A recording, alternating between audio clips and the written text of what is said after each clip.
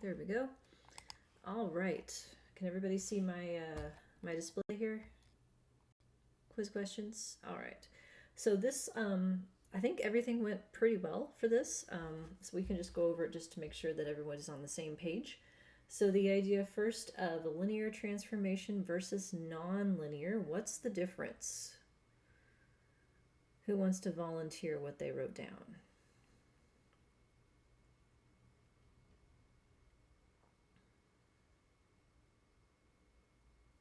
Nobody wants to volunteer.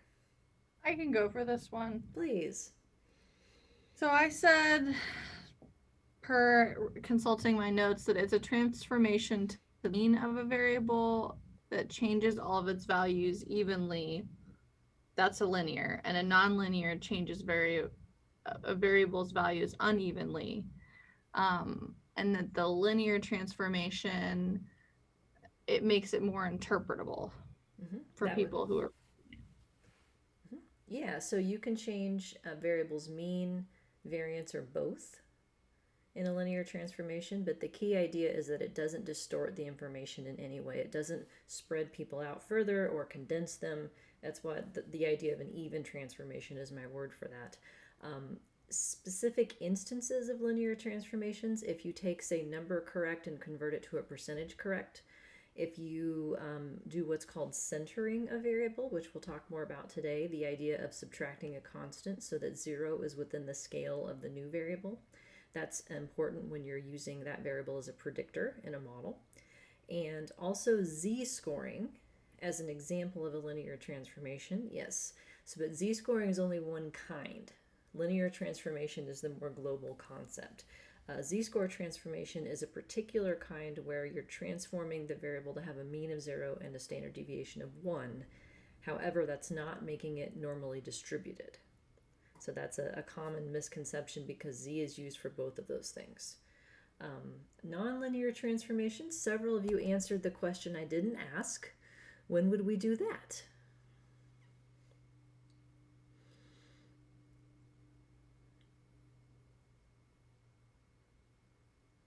Anyone want to tell me?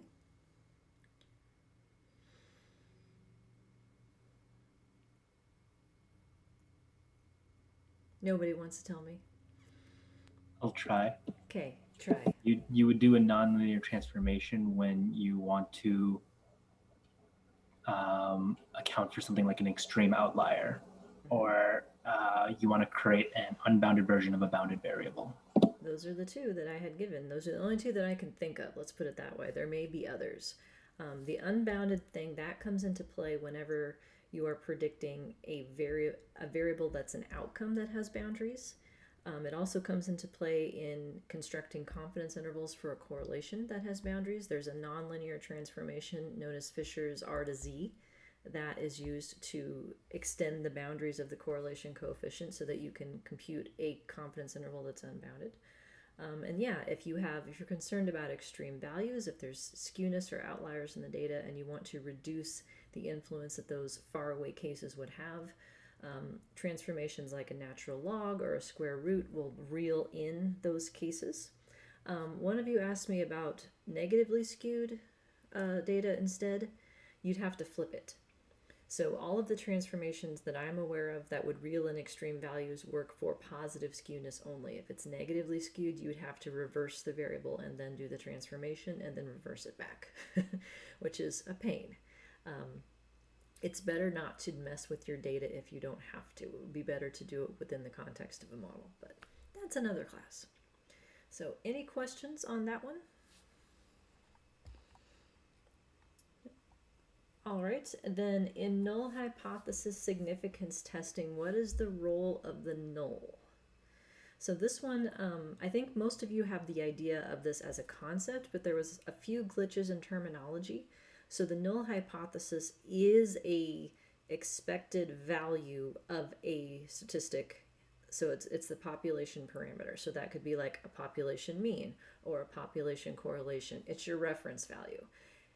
It is often 0, like the null hypothesis that there is 0 relationship between two variables, but it doesn't have to be. So if you have some expectation say that previous research has found a correlation of 0.2, and you want to see if the correlation that you found differs from 0.2, you can do that. You can ask the software to change the null hypothesis, and you would use Fisher's R to Z as part of that answer to that question, since it's tested against a different null hypothesis than 0. But it's just the expected. And so then what does it mean if you reject the null? What are you saying about the sample that you've obtained? Who wants to play? I can try. Okay, go for it.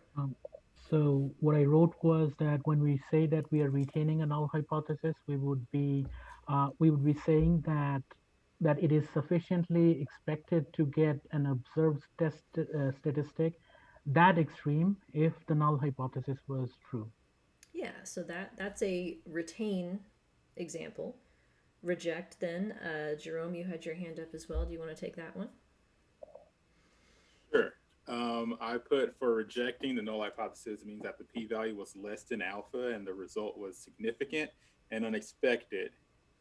Yep, that's exactly what I would say. So even though the null hypothesis is one value, there is a range of expected fluctuation around that, and the size of that range is a function of the standard error. So it's roughly 2 standard errors on either side of the null hypothesis defines the boundary of what expected fluctuation would be.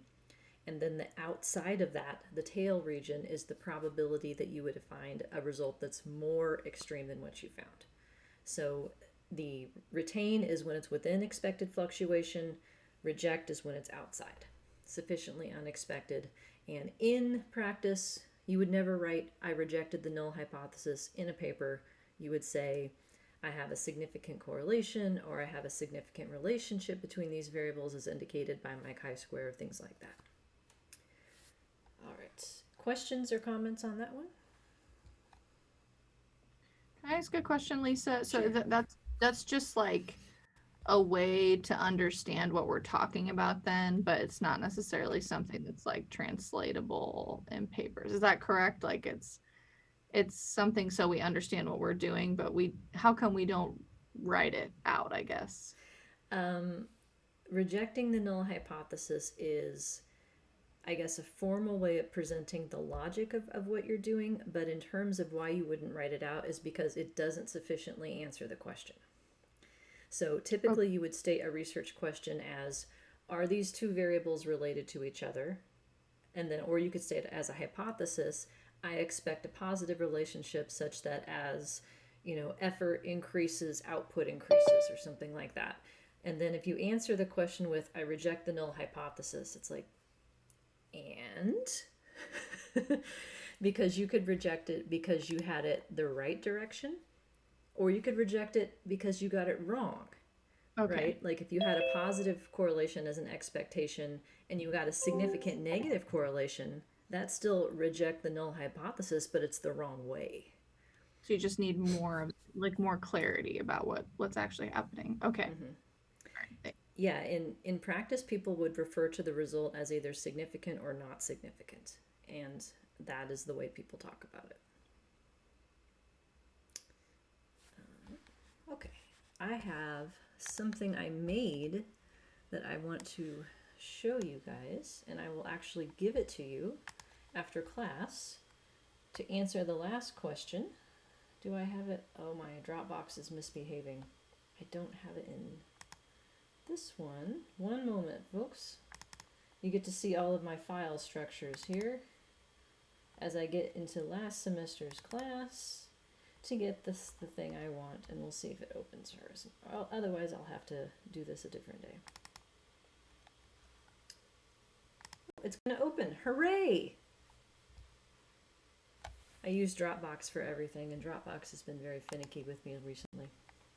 So the idea of bivariate measures of association. I think that's the last question. Does that sound right? Yep, that was a big one. I made a table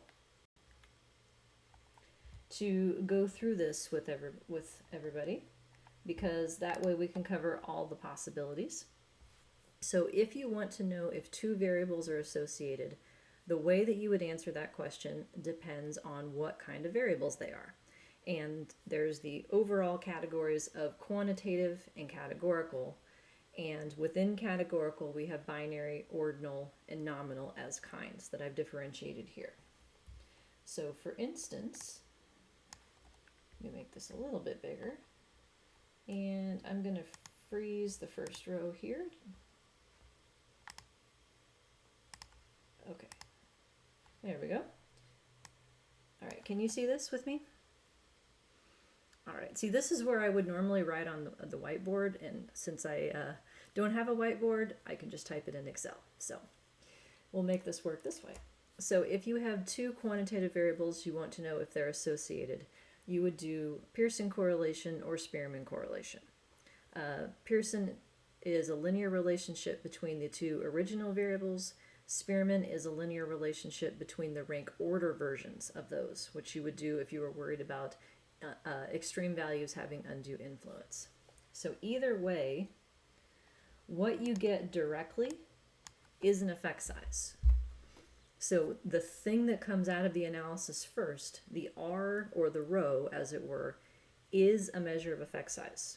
It ranges from -1 to 1, where no relationship means 0, and a perfect positive relationship means as x goes up, y goes up.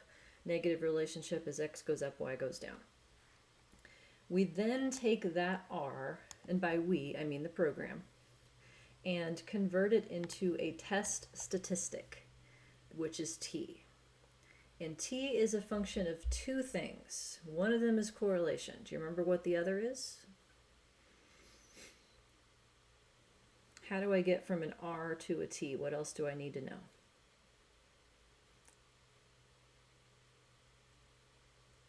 Mackenzie, I can't hear you. Are you talking to yourself or us? Yeah. I'm just guessing and saying it out loud. I was thinking, is it like indicate which direction? The T and the R would have the same direction. Okay.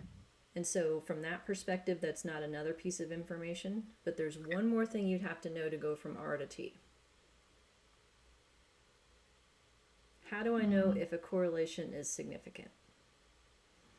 We looked at this in the article about eating marshmallows. Remember this? They had two standard R's. error? Is it standard error? In this case, no. Normally, yes, that would be one thing that goes into it, but there is something that goes into standard error, which is the same thing that I'm talking about. 15? 14? Okay. I'm gonna need to phone a friend. He's saying like 95. 95 would be used to judge what the critical value of t would be, like where unexpected starts. But there's one more thing missing. It's actually highlighted right now in front of y'all because I am shameless about encouraging participation. Degrees of freedom. Yeah, and what do I mean with degrees of freedom? What's actually involved? Looking for another letter. N? N, there we go, yeah. So degrees of freedom is sample size minus the number of fixed effects that it took to get to that relationship. Yes. So R goes to T. T is how we test whether or not R is different than the null hypothesis, but T is a function of R and sample size. So what that means, practically speaking, is that you can have a significant correlation if you have enough people, regardless of how large the correlation is. Likewise, you can have a non-significant large correlation if you don't have enough people. So we have to know, in order to talk about significance, to supplement that evaluation, we need effect size. Effect size tells us in a more absolute sense how strong the relationship is. Whether that relationship is different than 0 is the result of the significance test using some distribution. So the role of T is to take our R and standardize it relative to what would be expected based on the null hypothesis for our sample size. So R is the effect size, T is the test statistic. We use the T distribution, which requires that we know our sample size, denominator degrees of freedom. Okay, with me so far?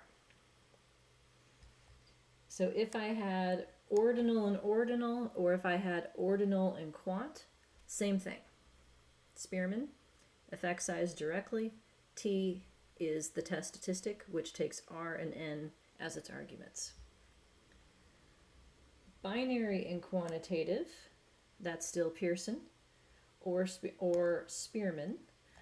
For a binary variable, it would make no difference. For the quantitative variable, that's where it makes a difference, because binary is already rank ordered. So you wouldn't expect any difference between a Pearson correlation and a Spearman correlation with respect to a binary variable. And then we get this combination right here, which actually has two. So binary and binary, because you can think of binary as a quantitative variable, it's the shift from 0 to 1, from one number to another, it's one difference. You can think of that as a quantitative variable. So it can do, you can do Pearson correlation with it. However, cough, cough, homework question, that's not a great idea, because the extent to which two binary variables can be related depends on their means. So only if each variable has a mean of 0.5 can you have a maximum correlation of 1. Otherwise, it's going to be something under 1 is the maximum possible correlation, even if the relationship is perfect. Or you can do Pearson chi-square. And there is a formula that you can convert a chi-square to an R or vice versa. It is literally the same thing. The only difference is in the reference distribution. Correlations are tested using T, which requires denominator degrees of freedom, which means you're paying attention to how many people you have. Chi-square doesn't. Chi-square doesn't have denominator degrees of freedom. So chi-square is the analog of Z that doesn't have denominator degrees of freedom. So it's Z if you test one thing, it's chi-square if you test one thing or more than one thing. And so the p-values that you would get if you did a chi-square on binary by binary are going to be a little different than the p-value you would get if you ran the correlation, because the correlation uses T and the chi-square uses chi-square. So then every other combination of categorical by categorical is some kind of chi-square. So in this case, this is the one instance in which it works backwards. What you get directly out of the analysis is the test statistic. That's the first thing that comes out. If you want to make an effect size out of that, that's a secondary step that you would have to go through. So it's backwards. If you do a correlation analysis, you automatically get R, and then R turns into T. This, you start with chi-square, which you'd have to turn back into R, or an odds ratio, or a risk ratio, or a D, or any other kind of effect size that you might have. And the catch, if you have ordinal or nominal, is that each chi-square has more than one degree of freedom. So you have potentially multiple possible effect sizes that go with it, because you can only have a 2 by 2 combination as one effect size. And so if you have 3 by 3, for instance, 2 by 3, those are going to require more than one effect size to parse out all the different ways that you can have a cell be higher or lower than expected. And this one is the last one we haven't talked about yet. Nominal and quantitative. If you want a bivariate association between a nominal variable and a quantitative variable, you need a model. That is what is known as analysis of variance. If you have a categorical predictor of a quantitative outcome, that's how you would get a bivariate association. So whether it's nominal or ordinal, if you want to treat it as categorical is the key idea, that's a model that we'll need. And that is coming in the next unit. Okay, questions on this list here? Can I ask a question, Lisa? Please. So my question is with the last point, nominal and quantitative. So would it be safe to say that the Pearson R is invalid if we are comparing? Cough, cough, homework question? So here's what you would have to ask yourself. If you have a nominal variable, can you give me an example of what a nominal variable would be? Favorite TV shows?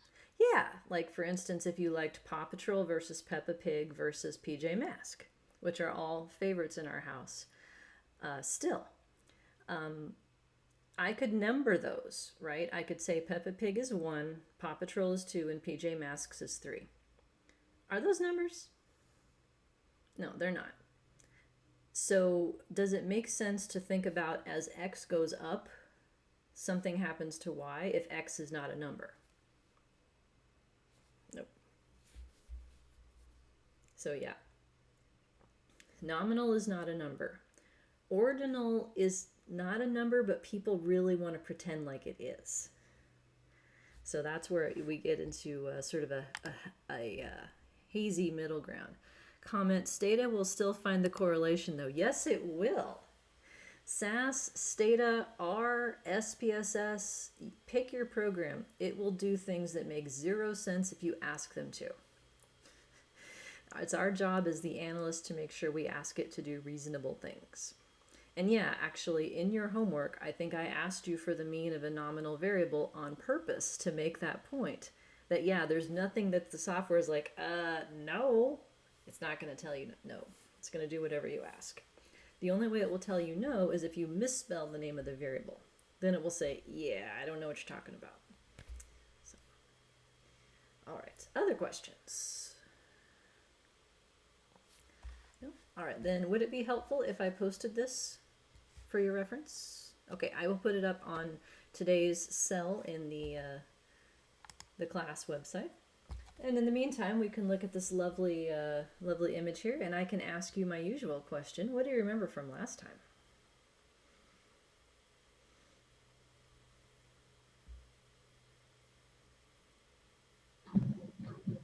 We started talking about how X and Y relate to independent and dependent variables. So kind of moving a bit more explicitly into this is how you represent your stuff when you're writing. Yeah, so the idea of telling, let me phrase that. The idea of saying that variables play specific roles. Some of them are going to be predictors and some of them are going to be outcomes. X refers to which of the two in my notation? Is X predictor or outcome? The predictor, the independent variable. Yes, so X equals predictor equals independent variable equals covariate equals reason for something. All of those should go together in your head. And the XY distinction is very common. It's not universal, but I'm telling you that way when you look through the stuff for this class, I will always be internally consistent. Predictors are X's. That means the other letter for an outcome is going to be what? Yay! Y, not V, but yeah.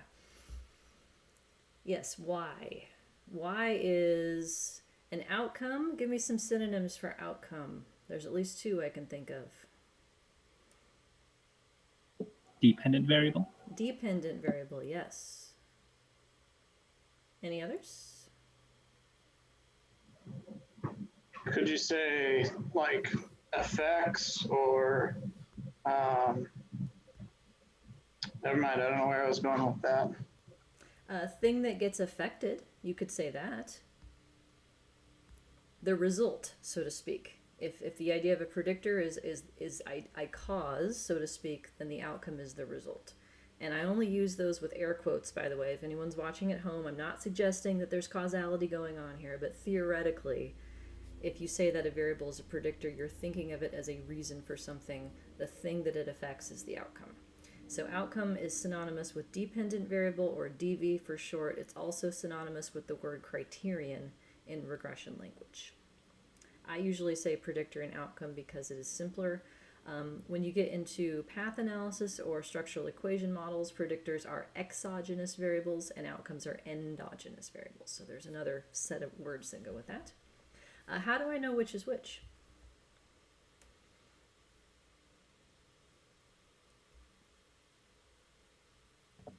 It depends on the question. Exactly.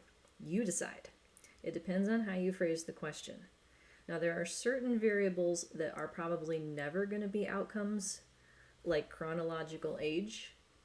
I can't think of anything that's going to cause you to get a year older other than the calendar. But there's a lot of instances, particularly in the social sciences, where we can't do experiments. We have natural observations. We see things happening together. It's up to the researcher to phrase a research question in a way that denotes what things are predictors and what things are outcomes. Outcomes also usually happen later in time.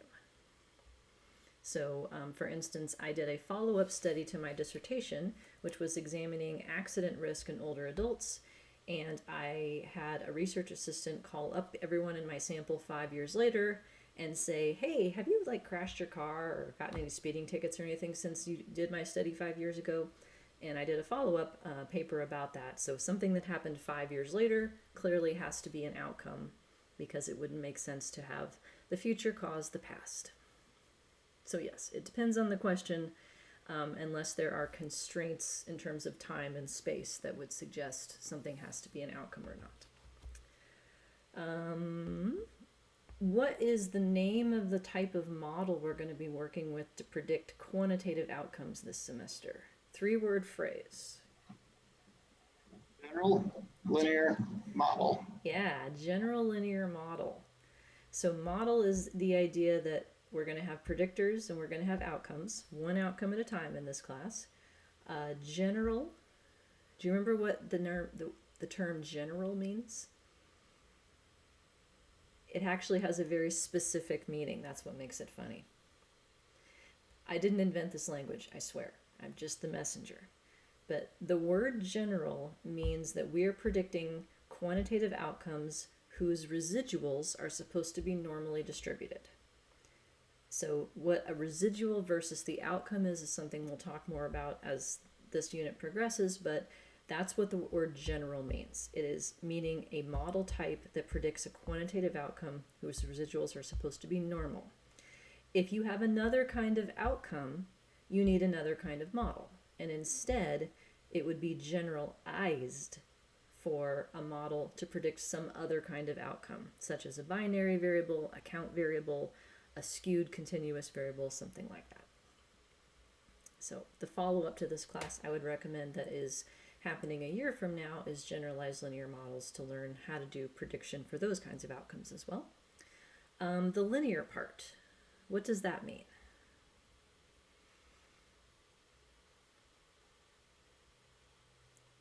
That is what linear means, but are we constrained to only having these sorts of shapes in our model? No, we're not. So linear, let me pull up a slide here. The word linear means that the model is going to be phrased, this is slide 8 in lecture 3, this way. A linear combination. Slope times variable plus slope times variable, where the slopes to be estimated are constants. So it's constant times variable plus constant times variable in the models that we'll work with. That's what linear means. We can hack this, however. By the way, hack is parameterize, by the way, if you want to sound fancy. We can hack this to allow nonlinear relationships to be predicted as well. That's coming in lecture 4. So it's a linear form of how the variables create an outcome, but it's not necessarily just linear relationships. And here's all the special kinds of general linear models that we will get to. Regression, ANOVA, ANCOVA, and all possible combinations thereof. So we're not limited by the kinds of predictors we can examine in these models. It can be any kind of predictor. Categorical, quantitative, what have you. All right. There, I think that's a good review. Anything else you remember from last time? Are we ready to go dive back in? Dive or pray, one of the two, right? It'll be fun. This is the good stuff. So I want this slide. This is what I want. This is slide 17. So picking up where we left off. And I got animation here to keep this from getting too crazy. So this is an example that I'll show you how all of these numbers came about from SAS and Stata. These are real data from the General Social Survey from 2012. And so this is a subset of the data that was used in the Mitchell 2015 book that's on your reading list. And we are predicting annual income in thousands of dollars from years of education. Note that we have centered years of education. So I have subtracted 12 from the original predictor variable. So I had to make a new column. So I have education in one column. I create a column next to it that is education minus 12 for every single case. And so then 0 refers to somebody who has a high school degree. So we have two models so far that we've talked about.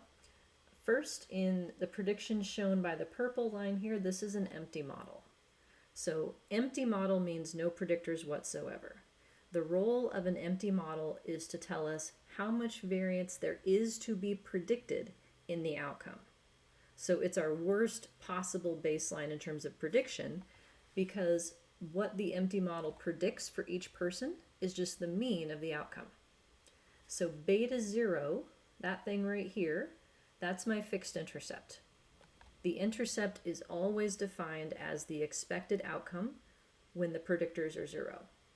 If you don't have any predictors, it's just the expected outcome, which is the mean. So for this variable, the purple line here is drawn at 17.3, which is what the mean of the sample was.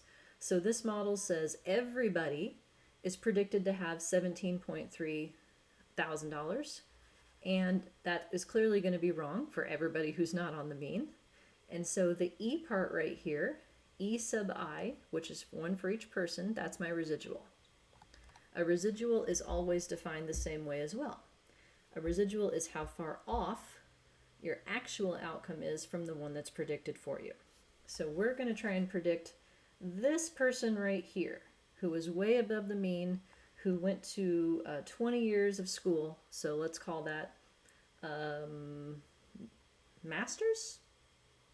I'm trying to do the math in my head. Master's, maybe PhD if they're on an accelerated track, but that's the highest it goes in this data set. So this person makes $58,000 a year. We're trying to predict their income.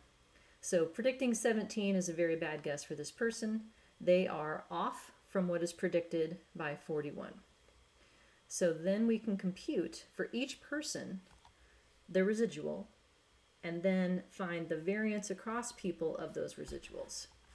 So this thing right here, do you remember what this guy's called? With this thing on top? Hat. Y hat, yeah. Y hat is a placeholder for what the model predicts for each person. So right now, all the model predicts is the mean. So we take each person's outcome, subtract what was predicted for them, square it so that the positives and negatives don't cancel, sum that up across persons, and divide by n minus 1. And it's 1 because we had to know one thing to do this. We had to know what beta 0 is in our sample. So we lost one denominator degree of freedom. And that works out to be, in this example, 190.2. So 190.2 is a mathematical representation of all of the reasons why some people make more money than others in this sample. We don't know why that is, but that's how much people vary from each other. Can you think of a way that I might make that number more interpretable?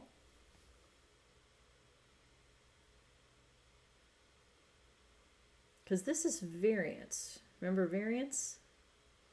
Can you think of something I could do to variance to make it a little easier to talk about? Square root of it to make it standard deviation. So z-scores, z-scaling? It's not a z-scale, it's just a square root. So your first instinct is correct. Yeah, Okay. So if we take the square root of that, that tells us how far off from the mean on average any one person's income would be. So what is the average deviation from the mean? That's the square root. For whatever reason, when we talk about models, we work in scales of variance. But just keep in mind that this is the same idea that you already know. And if I were to just ask SAS or Stata to do like proc means and get descriptive statistics, this is the number that I would get. So the empty model is just recreating the descriptive statistics that summarize central tendency and dispersion. And so then how far off each of these little circles is from the purple line, that's what E is. And then the variance across E's for everybody, that variance gets a special name in this context. It's going to be called residual variance because it's the variance of the E residuals. Okay, with me so far? All right, so this is a shitty model. This is literally the shittiest model you could ever have because it predicts the same exact outcome for every person. So we can do better by customizing what each person's outcome should be by adding predictors. So for instance, education is a predictor. So now y for each person is still a function of beta 0, so that stays. What has been added is beta 1, and it's the first predictor of y. Can you guess what it would be if I added another predictor? Beta 2, and a third one, beta 3. So yeah, it's just an ordering thing. Now, inside the parentheses here, I have described the centering of the variable in the equation. So I have said the predictor that goes here is each person's education, so note the I subscript because this is a variable, minus 12. That way, whoever's looking at this equation doesn't even have to read a word of my paper. They would say, oh, well, that means beta 0 is going to be my expected outcome specifically for someone with a high school degree. So the interpretation of these is embedded inside the equation. And note that beta 0 and beta 1 do not have eyes. What does that make them then? Because they don't have eyes.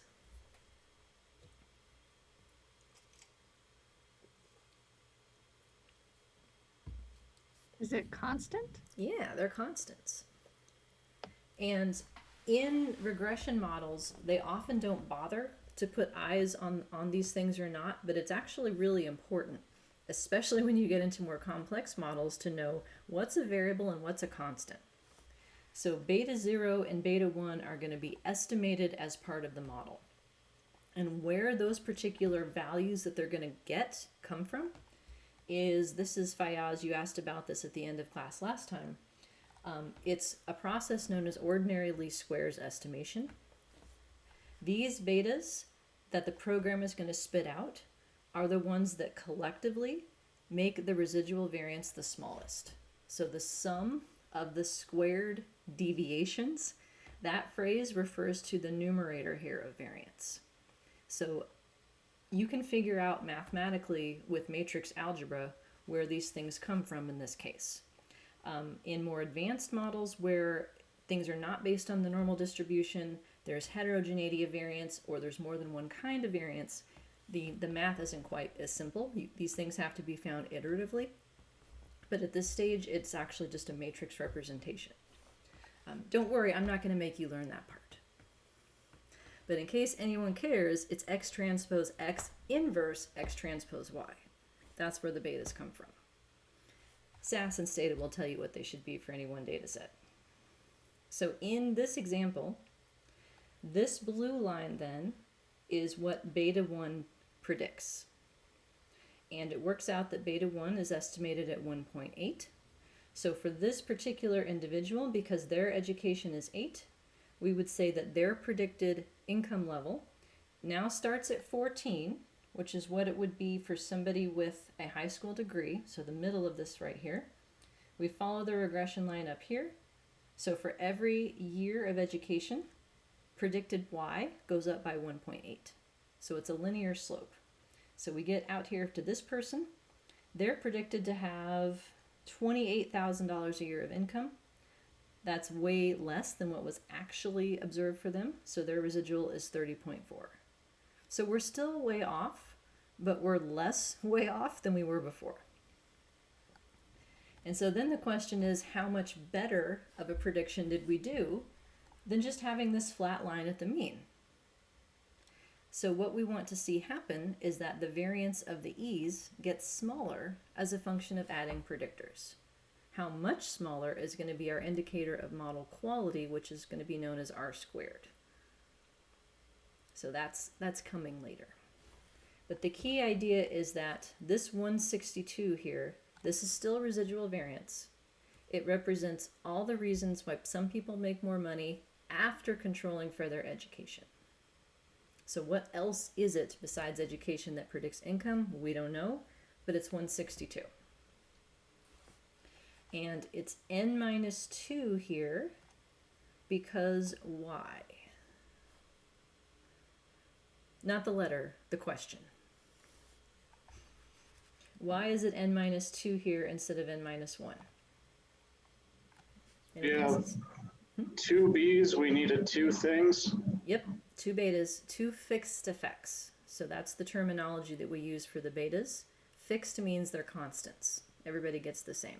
So yeah, in order to figure out this E residual for each person's predicted value in here, I had to know these 2 things. So n minus 2.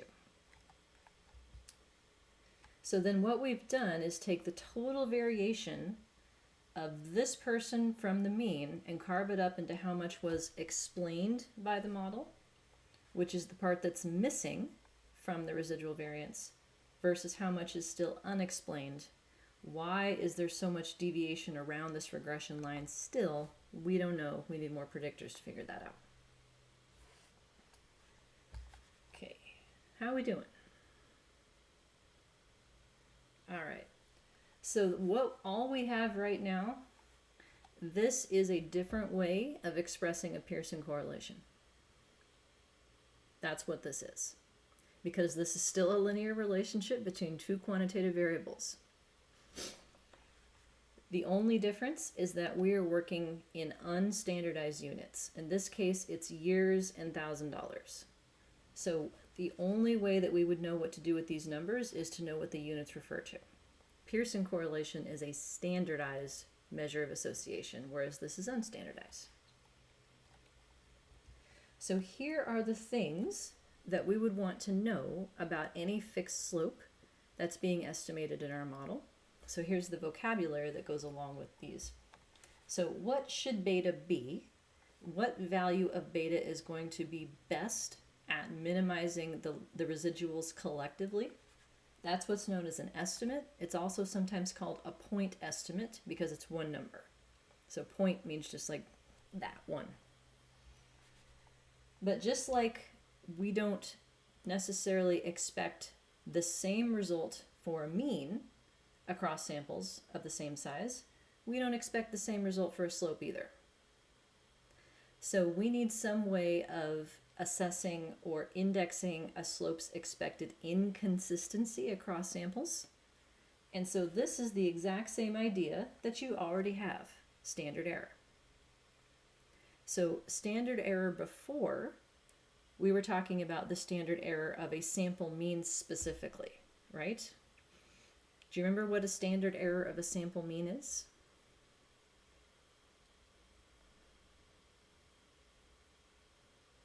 I'll take a definition or hand gestures, your choice. Because I do this a lot. This is standard error.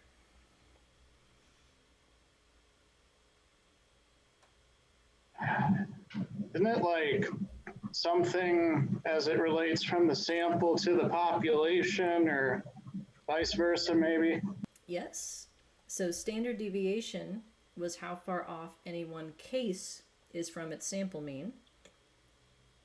Standard error is the same idea at a higher level of abstraction, talking about samples relative to a population. So the standard error of the mean was how far off on average any sample's mean is from the population mean. Now, same exact idea, swap out the word mean for slope. The standard error of a regression slope is how far off on average a regression slope would be from one sample relative to what it is in the population. And it's actually computed nearly the same way. It's a function of the standard deviation of the outcome. In this case, it's going to be variance that is left over, so residual variance, and sample size, and it also has to take into account the variance of the predictor because it's a scaled unit. 2 units later, things are coming together. Yes. So more generally, a standard error is how far off the sample whatever is from the population whatever. Everything you can compute from a sample has a potential standard error to describe its expected fluctuation across samples. And it will fluctuate or wiggle less if there's less residual variance and if there's more people. So those two ideas in terms of what improves precision are the same. So we'll have an estimate, we'll have a standard error, and those two things then make up our test. So because statistic is a mouthful, I'm not going to say that anymore. It's a t-test or a t-value, but t-test statistic is what it stands for. And it is computed the same way that the t was computed in comparing a sample mean to a population mean. What did you get? The estimate minus what should you get? So the expectation, the null hypothesis, divided by the standard error. If the null hypothesis is that there's 0 association between 2 variables, that means the slope is 0 also. So they would have a flat line. So most of the time this reduces to just estimate over SE. That gives us our t. To know what to do with the t, we need to know denominator degrees of freedom. And that is n minus k, where k is the number of fixed effects, the number of betas. How many things did we have to know to do this test? Once we know our denominator degrees of freedom and we know our t, we get a p-value. So just like before, p-value is a probability. How frequently would you find a result this extreme or more extreme if the null were true? And we would compare that to our alpha. If p is less than alpha, it's significant, reject the null, unexpected. And you can also get confidence intervals around the estimate. So it would be the middle, so the estimate of the slope itself. The boundary is given by the standard error and the critical value for t as a function of your degrees of freedom. So the software will spit this out for you. It describes the expected fluctuation of your slope across samples. More formally, it's the percentage of samples that should contain the population slope based on whatever level of confidence you've chosen. Do you remember the relationship between confidence intervals and alpha? How does alpha and confidence relate to each other?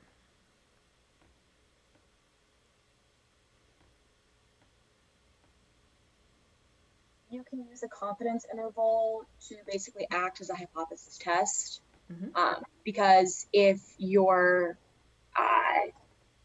null hypothesis is included in your confidence interval, then you would retain the null. If it's not, then you would reject. So if I wanted to say an alpha of 0.05, what level of confidence does that correspond to? 0.05 would be a 95% confidence interval. Yep. And the reason I'm emphasizing this is that in SAS, I think you specify alpha, and in Stata you specify level. So they're one minus the other. So I just want you to recall that these are the same concept, because exactly as you said, Doris Ann, if your null hypothesis is in the interval, that means you retain the null. If it's not in the interval, that means you reject. So the p-value here is a more specific, like how far out were you, not just reject or retain. So it's useful to know that in terms of being able to judge how unlikely this result is, not just that it's unexpected, but how unexpected. So, and this is all things that your software will spit out for you. So in practice, all you would need to report is your estimate and your standard error, because the rest of it falls right out of that. So you might have a column for a p-value if you want to, or a series of stars to say which one passed the threshold, but estimate and standard error are the things that you need to make all the rest of this, assuming they know what your sample size is. And so this process, I would call this a walled test using the t-test statistic that goes with the slope. If you are not using denominator degrees of freedom, then it is a z instead of a t. That happens in certain types of models, for generalized models, instructional equation models. They tend to assume that you have giant samples and use z instead of t, but most of the time it'll show up as a t, and the software tends to tell you which is which. And the nice part about these beta slopes is that they're unbounded. The null hypothesis is 0, but theoretically the slopes could be anywhere from negative infinity to positive infinity. So we don't have to do any hokey Fisher R to Z transformation-y thingy because we're not dealing with a bounded value.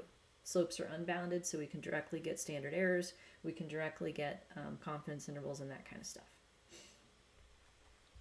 All right. So here's what it works out to be in our example data. Here's how we get a standard error if we only have one predictor.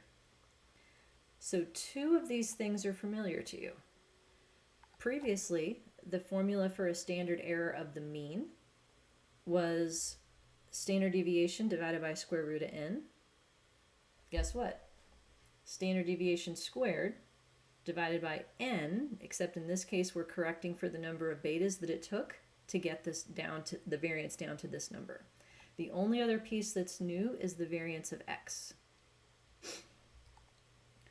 So this estimate, do you remember the definition of the slope? How would I define a slope? Like the algebra definition, Algebra or words, take your pick. y equals mx plus b. That's the line. M would be the slope in that version. Like the direction of the relationship, or the, I guess, kind of, that's what I'm thinking. Yeah, I mean, that is what it tells you. If I said the slope is 1.8, for instance, in this example, what do I do with that information? What does that tell me? Like how much the like dependent variable increases with each independent variable? With each unit of the independent variable, exactly. So in these models, there are 3 definitions that I want you to have committed to memory eventually. One of them is slope, one of them is intercept, and one of them is residual. Because no matter how complicated your model gets, those 3 things are always going to be true. The intercept is always the expected y when your predictors are 0. So it moves as a function of what your predictors are. Slope is always the difference in y for a 1 unit difference in the predictor x. Always, that is what it means. And the residual is always how far off your y is from the one that is predicted for you, the y hat that's predicted by the model. So the reason I'm pointing out this here on this slide, the slope itself is change in y for a 1 unit change in x. So it's y to x. The standard error is also y over x in terms of the scale. So we've got the variance of y over the variance of x. So if I have y over x divided by, I'm going to run out of hand space here, y over x, you take the fraction on the bottom, and to divide it, you flip it around and then you multiply it. What ends up happening is that all of the units cancel. The units of y cancel and the units of x cancel. So when you take your estimate and divide by the standard error, you're left with a t that is unitless. It's standardized. So it tells you, t tells you how many standard errors away from the null hypothesis your slope is. And 2-ish on either side is where unexpected starts. So t is a unitless thing at this point because we've canceled the units of y and x within the standard error that it gets divided by. So estimate over standard error gives you your t-test statistic, your t-value. So then these are the numbers that we ended up with. In a sample of 734, the variance here it is, the variance of education worth 8.46. Those numbers go in here. So my standard error is 0.16. That means my t is 1.82, the slope estimate, minus the null hypothesis, which is 0, divided by my standard error. T is 11. So what this is telling me is that having a slope of 1.82 is 11 standard errors away from my null. Do you think that's expected or unexpected territory? To be 11 standard errors away. Way unexpected. And so that's where this p-value is trying to quantify how unexpected. If these data, if this sample came from a population where education and income were unrelated, the true slope was 0, we would get a slope this far away, 11 standard errors away, less than 0.01% of the time.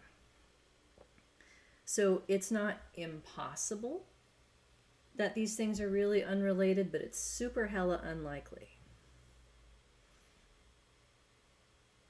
If you ever sneak super hella unlikely into a results section, please let me know, because that will greatly amuse me. Or into a talk. Maybe not a job talk, but you know, a less formal one. All right, how are we doing?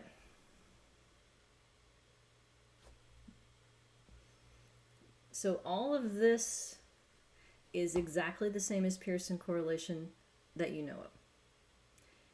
So we can actually standardize this unstandardized slope into an effect size, and that effect size is Pearson correlation. But this framework allows us to test more interesting hypotheses than just a linear relationship. So let me go back to my picture here of our slope. This model says that all units of education lead to the same expected change in your income. Do you think that's true?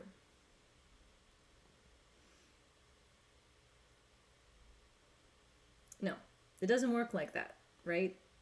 Like, if you go to 1 year of college, that's functionally the same thing as being a high school graduate, because you may not have a degree to show for it, right?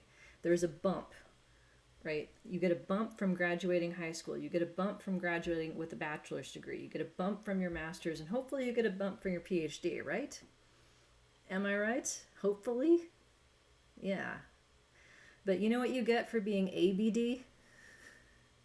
Nothing! ABD is a lovely thing to be, but it doesn't get you the bump because it's not a PhD.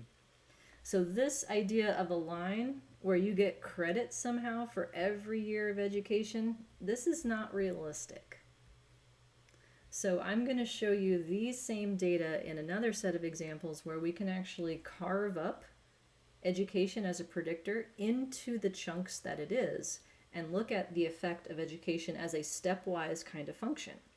The term for that is a piecewise model or a linear spline. But at the heart of it, this is the engineering that allows us to do such things. We'll end up with a separate slope through each section of education. Likewise, if I wanted to say that there's a nonlinear relationship that's smooth, like a quadratic or something like that, things that level off, I can add in predictors like a squared term or a log term that make this thing a curve instead of a line. So even though at this point we've done nothing but make Pearson correlation much more complicated, it's a way to get more variables in a model and better representations of their effects, especially for quantitative variables. All right, let's see. And then, yeah, so your predicted outcome as well. Oh, do I have my thing? Yes, I do. Thank goodness. I have a prop. So I really recommend when you start teaching that you get one of these, because nothing makes you feel more professorial than a pointing stick. And it's especially useful for poking people who fall asleep.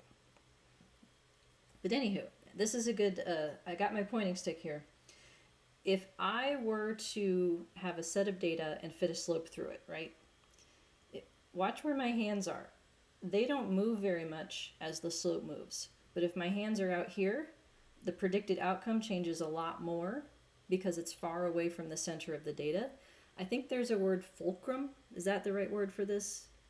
Yeah, like this is the fulcrum or something. Well, the same thing happens in terms of your predicted outcome. The further away you are from the center of the x variable, the noisier your predicted outcome is going to be, because it's more dependent on what the slope is as you move further away from the middle. So the standard error for any predicted outcome has in it how far away that person is from the mean of x as part of the math. And so it ends up making a prediction line that looks like this, where the shadow around it is the widening of the standard error for people who are far away from the mean. So the people out here at the ends, like people at 20th grade here, the little shadow around this line is wider for them. There's more uncertainty in what their predicted outcome is going to be because it depends more heavily on the slope. So this idea of prediction, if you're trying to take the results of a model like this and apply them to a new sample, this is something to think about. How certain are you in your work? The people who are further away from the middle are going to have more uncertainty in their predicted outcomes. And these dotted lines out here, these are the uncertainty adding in the expected contribution of the residual variance. Because these are just predicted assuming no error. But in reality, each score is going to have an error to it, a residual. And so that's why these dotted lines out here are way bigger, because there's still a lot of variation left over. There's a lot of reasons why people make different amounts of income irrespective of their education level. All right. One last piece here, this. So it turns out that we can use these unstandardized slopes, correct for their units, and compute what is known as a standardized slope. This is the exact same thing as Pearson correlation if you only have one predictor in the model. So our regression solution here, we can use the information from the data, standard deviation of the x predictor, standard deviation of the y predictor, multiply that by the beta that we got from the unstandardized model, and that becomes our standardized effect. So why do you think we would need to bother with this? Why do you think we would need something like a standardized slope? I just told you the slope is 1.82. For every year of education, the model predicts income goes up by 1.8. Why do I need to standardize that?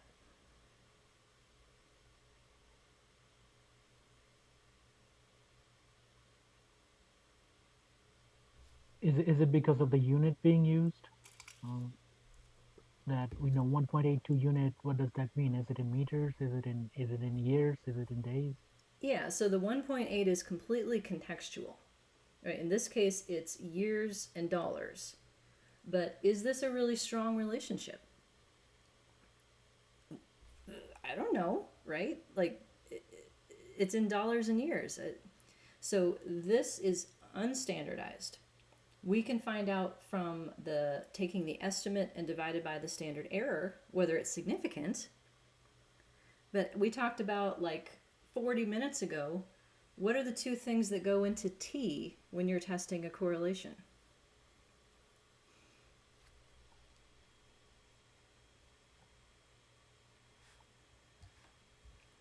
Two letters, to be specific. One is sample size. One is sample size. The other, the correlation itself. I'll give you this one. So if I have a correlation R, I convert that into a test by factoring in sample size. Well, guess what? This T that we get from taking the estimate of the slope and dividing by its standard error is the same exact way. It's a size of the effect and sample size smushed together. So I can end up with a significant slope just because I have 734 people, not because this is a large relationship. So we have to be able to express the size of this relationship in a standardized way to provide a measure of effect size. In an absolute sense, how related are these two variables? And it works out that in this case, when you only have one predictor, the standardized slope that you get out of this is the Pearson correlation. A Pearson correlation would be a regression between two z-scored variables. So 0.38 is the effect size that goes with that. So in a correlation metric, that tells us it's positive, which it should match the direction of the slope, or I've done something wrong. So more education relates to more income, but it's not lockstep, right? It's not guaranteed. It's not like everybody who has a college degree makes more money than everybody who has a high school degree. The data don't support that. So it's a positive relationship. It's sort of medium-ish, but it's certainly not a large relationship. So we need an effect size to provide the context of just how related these things are in an absolute sense. Whether or not that effect size is significant is a function of sample size. Yeah. All right. And we can do the same thing for categorical predictors, so that'll be coming next. All right, how are we doing?